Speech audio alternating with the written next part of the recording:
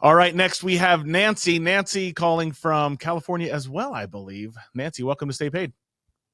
Thank you so much. Yes, California. Good morning.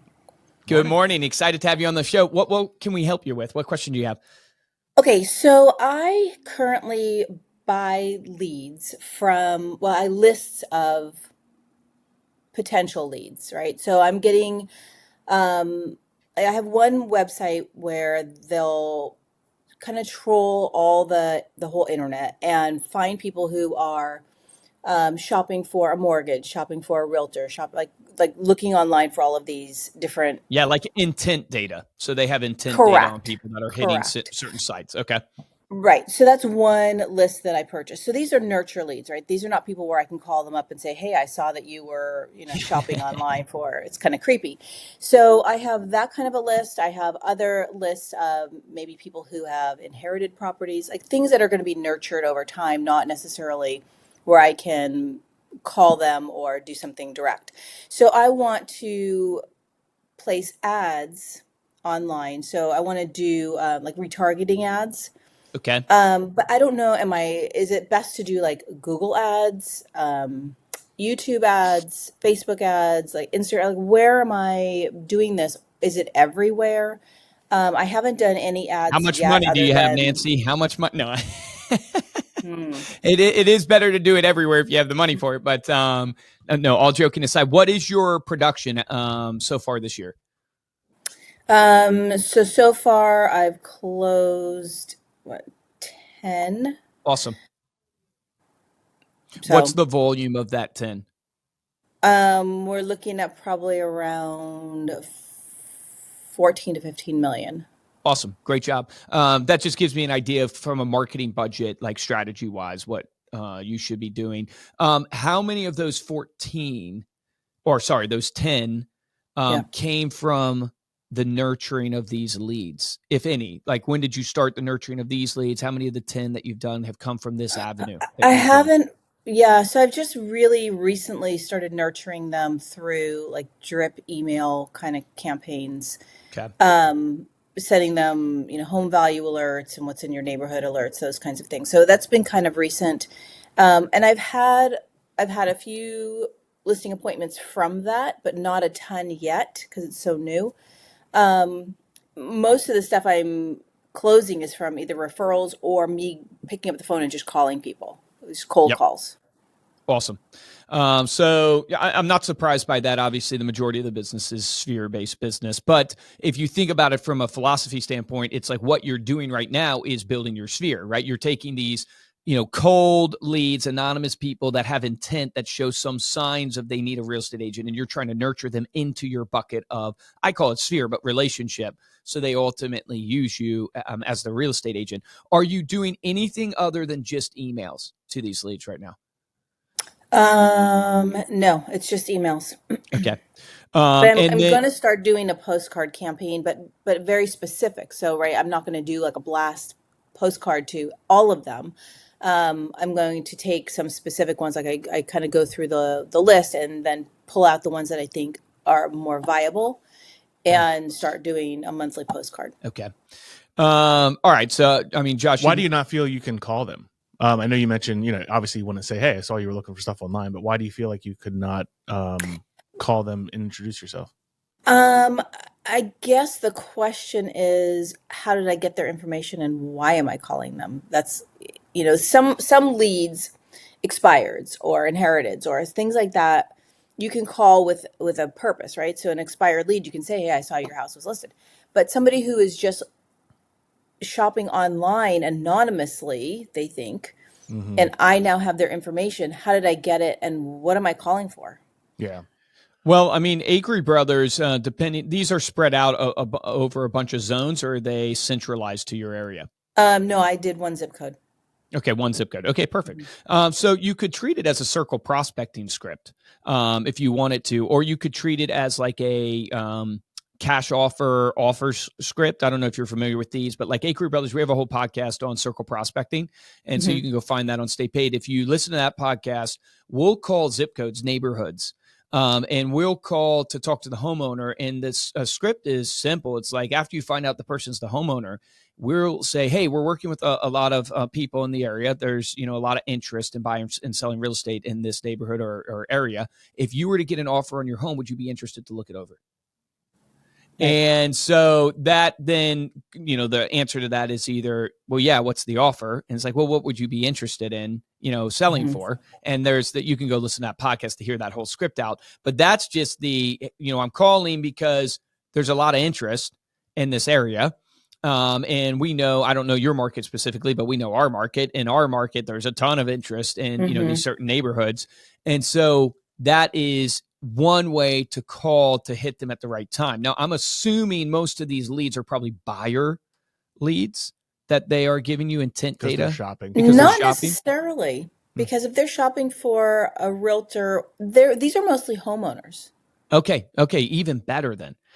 So like I would then call using that offer script and saying, hey, if you were to receive an offer on your home, would you be interested to looking it over? Most people, when they're offered an offer on their home, well, yeah, what's the offer? And then the follow-up to that is like, well, what would you want, for your home? Right. And then it's like, well, what's the offer? Well, Zillow and Redfin have the range to be, 700,000 to 800,000. Is that in the range of what you would be thinking? And it's like, then you're figuring out the interest level, plus you're figuring out, the opportunity. So if they're way over that, then okay, this is probably not someone I'm going to be able to get. But if they're in that range, you've determined interest because they actually are interested in looking for an offer. So you've determined that, okay, this person is, at least curious what their home's worth and at least curious to look over an interest, or an offer from an interest perspective. And then ultimately, based upon their response to the Zillow Redfin type range, then you give them a range. Then quality or qualification of that lead, and then you go for booking an appointment. Well, let me come out and take a walk through your property. And what we do at Acre Brothers, we usually give them like 3 types of offers. We give them an offer that if we took it to market, here's what it'd be worth. If we bought it with cash, here's what your cash offer would be worth. And if we did an RVA, meaning a remodel, like you remodeled your kitchen, here's what the valuation would be. And that's how you develop the relationship with the homeowner. Is you're going out there, you walk through their property. It's basically like a mini listing presentation. And then you share with them either because you've already prepped it, because you've already looked at the MLS, you share with them what these 3 offers would be. And that gets you in with that homeowner. And at the very least, now they're in your bucket relationship wise, and you're nurturing them. This year, we've closed over 26 deals, I believe, from that script, doing that, literally calling neighborhoods. Now, we have hired an ISA, Nathan, who is calling, doing that. And then he books the appointment for Steven or Mark to go out there. That's kind of our structure. And it's a lot of phone calls, right? For those 26 deals, it's probably more now, but I think on the title of our YouTube, what did we say? 12,000 calls. Yeah. Right. So it's a lot of phone calls that you're making. The ISA is making usually 200 phone calls a day, double dial though to 100 unique contacts. Now, not every day are they doing that, but that's our goal. And they usually see about 1 appointment from that. So that strategy is one. Getting back to your original question of where should I advertise, right? Because you want to do both, is like now you have the proactive outreach with the cold calling, but then let's also move to the advertising. How big is the list? If the list is 1,000 plus, let's consider creating a custom audience on Facebook and running Facebook ads. The other avenue I could point you to would be if you have their home address from this data. Do you have their home address? You could you could go to like El Toro, or there's probably other companies that maybe are a little bit more cost effective, and they do geofencing around addresses. And so you could potentially geofence that address. And what that does is it basically tries to advertise to IP addresses or phone addresses that it knows lives at that address. And so there's a way you could probably give them the list, and they could geofence it, and then your ad would show up on ad networks, right? Like the CNN, you go to CNN, you see, a real estate ad or something like that. It would show up on the ad networks. I think your most effective is probably Facebook. And then, I take that back. Most effective is the proactive actually outreach to a phone call from an actual one-to-one, but it's time consuming. It's a lot of sweat equity. Second to me would be probably a Facebook campaign mixed with a mailer campaign that would give you hopefully a reason to get a scan so you can call. But the problem with these types of campaigns, it's not even a problem, but the expectation you got to have is you're going to have to nurture. This is a branding campaign. And so you're going to spend for probably 18 months in order to get the trickle effect in. For like Acre Brothers with our Facebook leads, it's about 10.8 months to conversion, just to give you an idea. So, just keep that in mind. If you start spending on Facebook, you're going to need to commit to probably 18 months before you pull out to actually get the leads. But that's my thoughts. I don't know if you have more, Josh, on the. I agree. I mean, it really comes down to your intention. If you're looking for people that are raising their hand and requesting information, it's just going to be difficult to get any better than, a few percent conversion on any type of internet lead like Facebook or Google. Google's going to be a little bit better because there's intent there. People are searching. So whenever they're searching and they see you advertised and you have a good, whether it's a lead magnet or it's a good, conversion landing page that gets them to raise their hand and request information. YouTube, we've heard a few people that we've interviewed on the podcast from a branding perspective. I mentioned Dustin Fox on client events for the last caller, but he does really good YouTube. And the great that's thing a podcast that we can send you. Because so many people watch YouTube on their TV now. He's like, I'm on my client, I'm in my neighborhood's big screen in their living rooms. And it's a really neat way to get your branding out there. And also you can do like affinity groups within Google. You can use Google affinity groups to get in front of the right audience there. Same with the custom list if you have enough of those leads. But definitely the calls. That's why I asked about the calls, because it really is. You're going to have to really call those folks. Is when you're. How much is the data costing you? Yeah. Well, I'm paying on a semi-annual basis, but I want to say I'm paying around $3,000 a year. $3,000 a year, okay. How much data do you get for that? You get every house in the zip code that you can pull at any point, or just any? No, I'm getting 30. It's 30 unique a week. Okay, 30 unique a week of people that had intention. And do you get names, emails, addresses? Yes. Okay, names, emails, addresses, 30 a week, 3,000 a year. What's the company you're using? Real Intent. Real Intent, awesome. Okay, so then you're putting them on an email drip. Your email drip right now, is it sophisticated at all? Like with it's through Real Scout. Okay, awesome. Yeah, love Real Scout. So you're sending them. Are you sending them a list of homes or a CMA offer? It's a CMA offer. Okay. And then it's a monthly update on what's selling in their neighborhood. Beautiful. And the open rates of those, or the click-through rates, are you calling the people that open the email? Yes. And well, no, I'm not calling the ones that have opened the email. No, I'm not. Okay. That's what I so would that was the hard part. Was, I guess, once they open the email, then I can say, I see you open the email. You don't even have to say I see you open the email. I would just literally. Not sure if you saw my email. Yeah, exactly. Not sure if you saw my email or not. There's just a lot of demand in this area, and I'm trying to be proactive. I'm helping a lot of clients, and I, wanted to reach out to you and see, and you can be very direct in these calls. But any interest in actually selling your home, or any interest in, buying, and, that's what Ricky Carruth does. Essentially, it's like that direct type of calling. So I would do that. It's very comparable to like Reminder Media. Like the ultimate is when Nancy requests a sample of our magazine or a sample of like the digital products we have. Because we can call you and say, hey, Nancy, we got your sample request. And it's like, yeah, okay, it's expected. But there's also the people who we just send emails to that open the email that we know they saw the page, but they didn't do anything. And we're calling them, just like Josh said, hey, want to reach out. I'm not sure if you saw my email or not. I sent you an email the other day. And then we know they saw it because they opened it. And then we reference what's in that email and then ask them the question.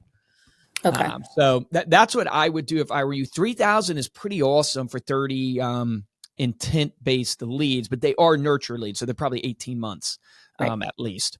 Right. Okay. It sounds like action item wise, if I was putting a cap on it, I would go, you're doing great stuff. Take those leads. You have them on a Real Scout email drip. Call the ones that open the email. I would 100% start there. Then I would take that list of however many you have. Do you have probably 1,000 by now or no? Yes. Okay. So take that list. And have you ever done a custom audience on Facebook? No, that was the question is, Okay. so, because I can upload that list into the ad, right? I mean, or have Yes, the, yes, you can. okay. We can. So if you want to do it, I don't know if does our training walk through custom ads? Ooh, I don't know. I don't think it walked through custom ads, but we Maybe help one of the agents run their originals. Facebook advertising at Reminder Media. So we can Right. always And get on a demo with you and show you how okay. to do that. But you can also do it yourself, where when you get in to create the ad, It'll be in your and ad set, and yeah, then you'll have where you define your audience. You'll be able to upload. It'll say custom audience, and yep. you'll be able to upload your file there. It will make sure that it includes name, email address, zip code, like as much information as you can give it, because that is what it's going to try Right. and use to Because it's not going to match with find Facebook. It everybody. won't find, yeah. But the hope would be, because this is It's more intent-based expensive. It is data. more expensive to advertise to a custom list, but it is a higher quality list potentially. Right. And I I would love. like to do a combination of, radius plus Yes. custom list. Yeah. Yeah. And I would start off doing it for impressions. Like just do it for impressions to get your brand in front of people, especially if you're calling through them, because that'll just put you in their mind. Mhm. They'll see you 7-10 times. Right, because if I'm emailing them and doing the retargeted ads and potentially calling them, I mean Yeah.